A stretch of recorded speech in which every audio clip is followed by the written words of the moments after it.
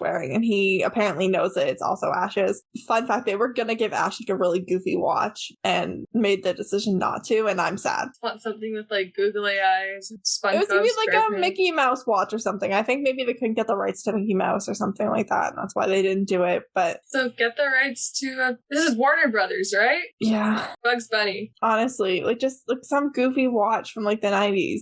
Yeah. Flash. Anyway, Dean identifies Ash by the watch. Our favorite little weirdo is dead, and I'm sad about it. You should. Lily is not having a good time in the woods. Stay out of the woods. Just don't go into the woods. Stay out of the Has no one seen a horror movie at this point? That's also mythology 101.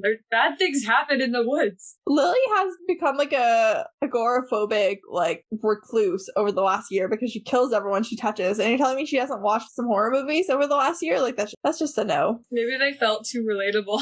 Sam finds a knife and some other supplies, and Andy finds some big bags of salt, and then they realize that Lily's missing. Sam yells for Lily while they're still inside, and Ava jumps because Jared is so loud.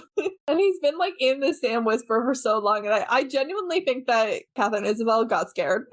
Like, I don't think she was acting. I think Jared startled her. I would believe that. They go outside and they find Lily hanging from a windmill dead. And Ava's like, that is not chosen. You've been saying that we have chosen for something. That is not chosen. That's killed. But Sam's he's done coddling. He doesn't have the time or the patience to coddle anymore. He's like, that's the kind of the thing about Sam is he is a little bit more gentle with people, but his gentleness is very transactional, where like, you know, when Dean is nice to people, he genuinely means it. Dean is never nice to get things from people, whereas sometimes like Sam, he's nice to get you to cooperate, and then when you're not cooperating, he gets frustrated, and that's what happens here.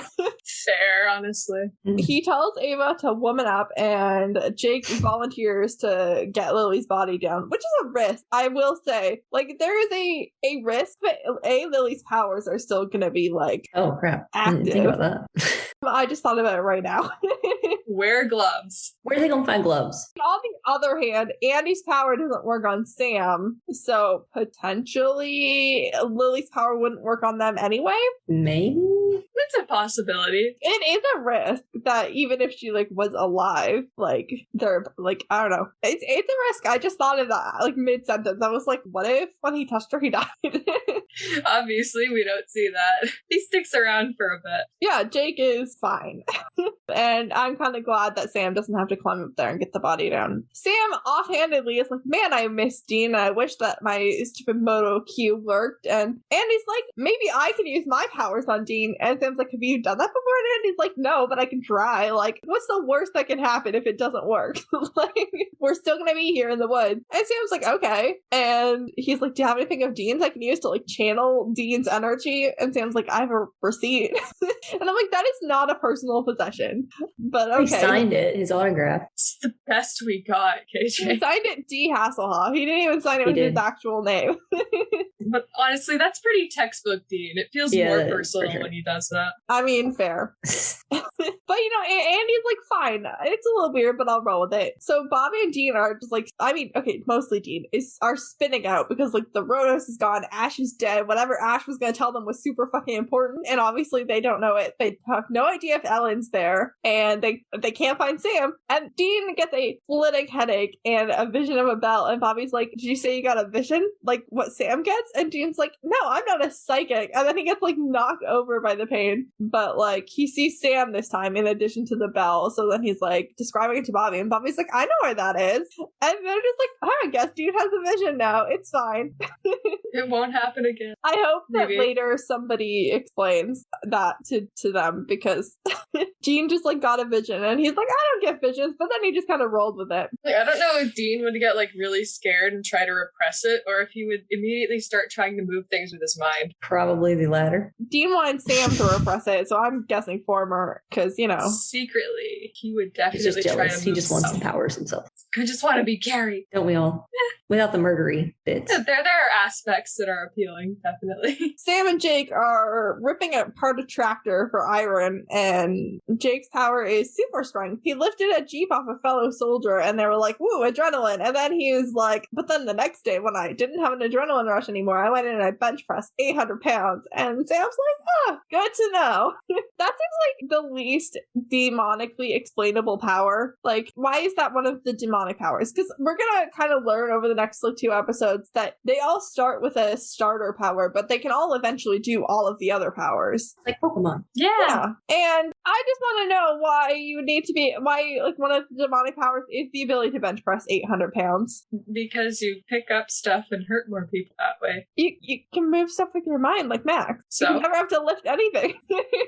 Or you could be like Andy's like evil twin and make people kill themselves. Yeah, you literally never have to do anything. If we know anything about demons, is that they like many different flavors of violence. Yeah, I guess that's true. Jake calls Sam out for Sam's ability to keep others calm when he's freaking out. And Sam's like, yeah, I'm really freaked out, but also like on the other hand, I also have this brother and I'm not sure the Dean's going to be able to look out for me this time, but he always does. And they kind of agree that they're going to work together and keep Andy and Ava from freaking out. Which, okay. I think Jake's a little bossy in this episode, to be honest. I honestly believe that if Jake was like, 20 or 30 years older, he would definitely be that guy who thinks that just because he was in the army means that he is better than everybody. Because he is immediately like, I should be in charge. And even though Sam obviously knows what's up and he does not. While I agree, I don't think he's fundamentally a bad person. I don't think so either. I just think that he Not at first. Yeah. I said fundamentally. I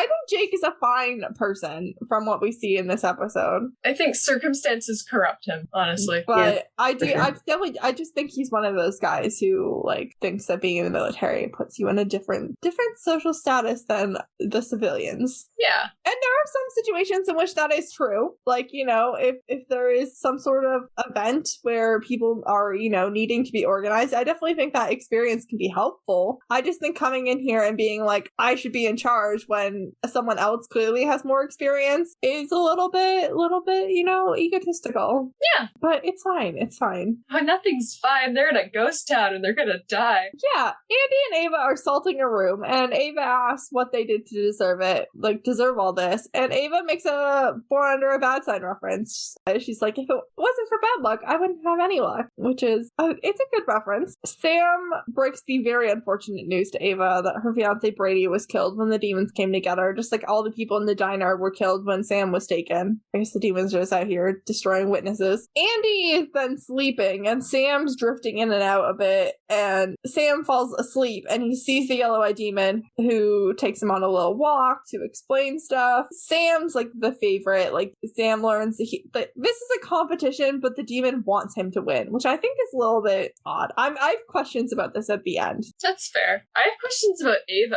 honestly. I want to know more things from her point of view. Okay, I forget if this was on Jamie's birthday bonus episode or a different episode of Driver Picks the Podcast, or if it made it into the episode at all, but we talked about how cool it would have been if ever since like Hunted, like when Ava went missing, if starting then we'd just gotten like little flashes of Ava and like with no context for what was happening. Yeah, like that would have been interesting. Yeah, maybe like some like Sam visions. I feel like that also would have kept the Sam vision thing like going. Like Sam actually, like as much as this season is about Sam and the special children stuff, Sam's had way less special children power usage in this season than he did in season 1. Yeah, I don't know. That's true. I feel like Ava has turned into a very interesting character, and it's a shame that we didn't really get to see very much of her character arc. Or Jamie has a fear, I don't know, it's not a theory, it's more of a complaint. It's Ava was robbed, and we'll talk about it when we get more into how this episode ends. Yeah. So it's a competition. Only one of them is going to be getting out of Cold Oak. Sam was under the impression that they were all created to be soldiers, but the demon doesn't need soldiers. The army already exists. They just need someone to lead it, and Sam's a front runner to be the leader, and that's why so many of the special children have died already, like Handsome and Max and Steve, or was his name Steve or Scott? I think it was Scott. I think I did that in the episode. Poor Scott. Oh my god. I think you're right. I think it is Scott. He already got gutted in a parking lot. Now we can't get his name right. I mean, yeah. So basically that's why they haven't been super protected and they've kind of been dying off, is because at the end it is all about who's the strongest. The Hunger Games. Yeah, I'm going to probably refer to this as the Special Children Hunger Games from here on out. He also says that there's been other generations of special children, and Sam treats that like a revelation, but like we kind of knew that already because at the end of season 1, a new generation was being created. That was the whole thing. Family they saved. Yeah, they literally saved a family, and John had already failed to save several other families. We kind of knew this, but it's fine. It's nice to know that was confirmed. And the demon's like, you don't need to worry about that, though. Your generation is really special, and it has something coming for it, and you don't need to worry about that. No one asked about the other generations. And then we never worry about it again, I guess. Yeah, Sam doesn't need to worry about it. We as an audience don't need to worry about it. Nobody worry. Do we ever see what happens with this other generation of special children? I have a theory that a character from season 12 is a later generation. Okay, that would be helpful, because in the later seasons, they dredge up a lot of old stuff for plot, and they don't really dredge up this. I know, it's very weird. It is weird. The demon basically admits to, like, ruining Sam's life. The demon's like, you were being raised a hunter, that makes you already perfect. And the demon says that Sam was gonna marry Jess and become a tax lawyer. And I was like, tax lawyer, not a criminal lawyer. Interesting detail. Thank you, demon, for that. It's so Have boring. 2 kids and a McMansion in the suburbs and basically throw all of his demon-y stuff away. And the demon's like, well, yeah, so I definitely killed Jess. And I did kill your mom also. And she would have lived if she hadn't walked in. And that's why some of the children have dead moms and others don't. Like, she just had to stay out of the room, but she didn't, so I had to kill her. And they go to the scene, which means that they killed, like, they would have got that family killed. Like, they saved that mom and that baby, but that mom wouldn't have run into the nursery if it wasn't for Sam and Dean breaking into her house. Would have been demonified, but the mom would have been fine.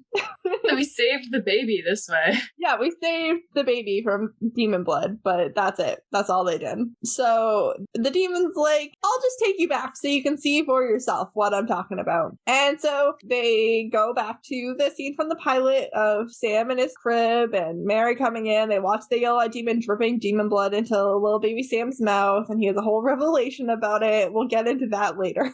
Always super gross to see. Yeah, it's not great. Mary comes running in, says, it's you, which trips all of Sam's alarm bells. Like, Sam does actually take note in the moment, like, she knew who you were. But then she's pulled up to the ceiling and killed, and we know how that ends. And Sam wakes up, and Ava is missing. Jake and Sam split up to look for her. Andy doesn't go with them. And then we see Ava double back and break the salt line. And Andy had just taken really great care not to leave. Like, Andy had been about to follow Sam and Jake out to look for Ava, and then he, like, decided not to, and he stayed in the salt line. Ava comes in and just breaks the salt line. Ava summons the Akiri demon. Akiri. I'm gonna go with Akiri. Ava summons the Akiri demon to kill Andy, our other favorite little weirdo, and he is now also dead. It's a bad episode for little weirdos. Still mad about this. Yeah, it's a rough episode. Justice for Andy. I'm really sad that Sarah Gamble loves Andy so much, and this is the episode that she had to write. I do feel bad for her. Ava then starts screaming, and Sam comes running. But then, as soon as Sam sees the salt lines broken, he gets wise, like, immediately. He's like kind of like, Ava, oh my gosh. And then he's like, wait. Like, Ava, oh my gosh.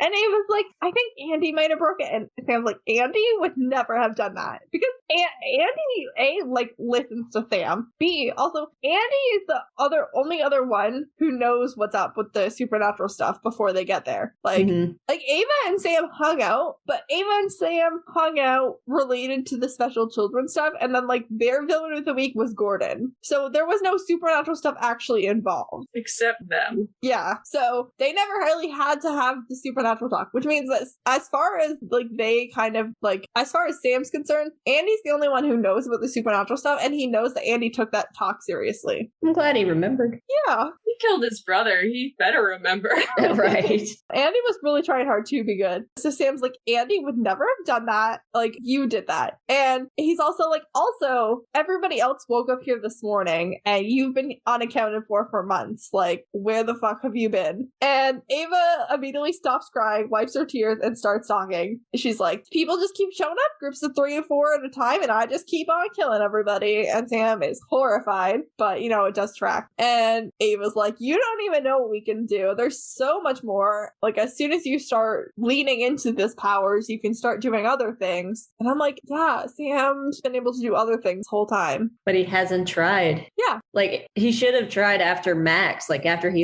could move that thing, I'd be trying it, but it must every day. Yeah. Like, anytime Sam does try to use another person's power, he can. And every time he doesn't, he, anytime he, I don't know. He should have tried more. Like,